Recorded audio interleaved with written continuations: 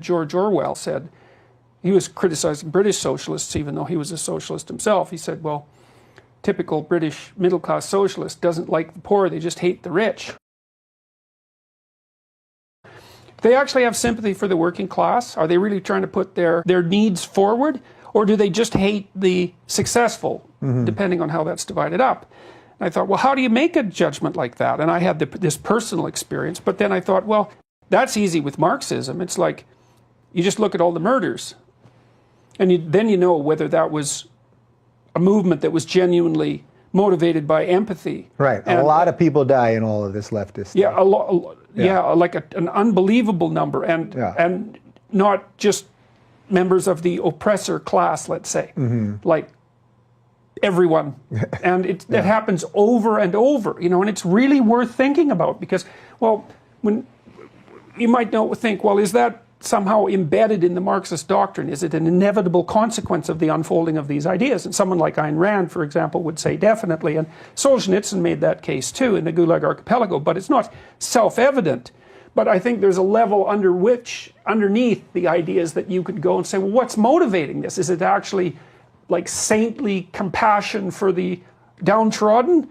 Or is it resentment about the fact that life is unfair and tragic, which it definitely it is? Well, you know, by their fruits ye shall know them. That's the answer to that question. It's like, well, if 30, 40 million people die in the aftermath of the revolution, and a tremendous number of them are ordinary people, and that happens repeatedly, it's like, oh, well, I guess it must be resentment and hatred, because like, how else do you account for all of that? The proof is in the pudding, so to speak. Well, if you're not willing to accept that sort of thing as proof, you got to also ask, like, well, okay, what would you allow to falsify your theory?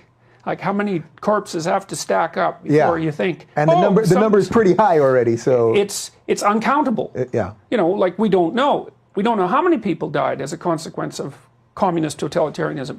It could be 50 million, it could be 150 million. Those are big error bars. Yeah. You know, like that's a big problem when you can't count in the tens of millions, when you can't get the damn estimate right. And it happened in multiple cultures, right? Because you might say, well, it was just specific to a time and place. It wasn't intrinsic to this radical doctrine. Yeah, well, there's not that much that's the same about the Soviet Union and all of its countries, let's say. Broad range of cultures.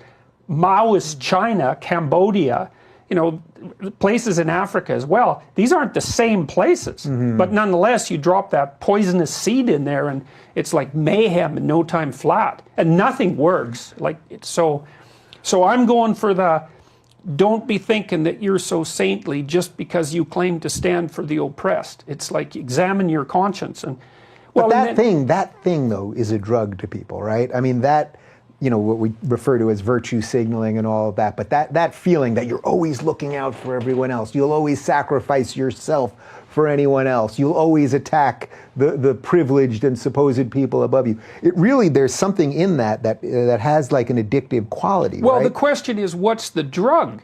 You know, the drug might be, oh, I'm a good person, maybe, but like a more psychoanalytically minded person might say, no, that's not actually the drug. The drug is the hatred and the rationalization for the use of power and the wish for totalitarian control and tyrannical rule that the mask of virtue covers.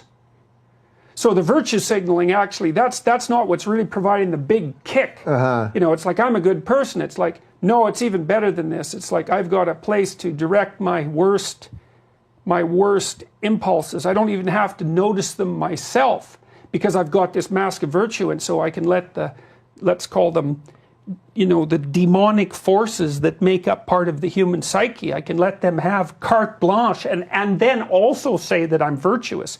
You know, I would say that's a powerful combination. Yeah, right well, it looks like it's a powerful combination. I mean, if you look at the way people behave, historically speaking, it looks, I mean, it's often that great horrors are perpetrated by people who mask them in a utopian covering, right? Right. Because nobody comes out and says, hey, well, I'm Satan himself, you know, it's like, I'm out here to do harm. Right. That isn't what people, but somehow harm gets done. Yeah.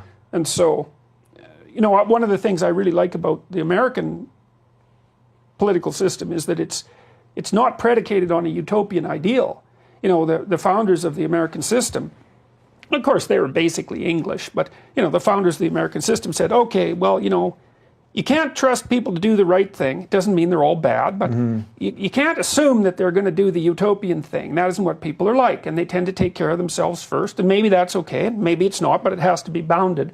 But given what we know about the imperfection of individuals and societies, let's try to build a system that no idiot can screw up too badly. Yeah, and I think that's so mature, man. It's so psychologically informed and so wise.